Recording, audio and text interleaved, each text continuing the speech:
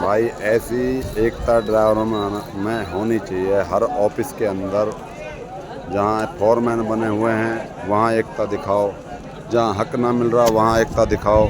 यहाँ किसी ड्राइवर को पीट दिया आरटीओ ने, उसके लिए ये जाम लगा रखा है ड्राइवरों ने, जिसमें भाई तुम्हारा मैं भी शामिल हूँ। ये देखो चारों तरफ ब्लॉक है, ये टोल है गंगराल का।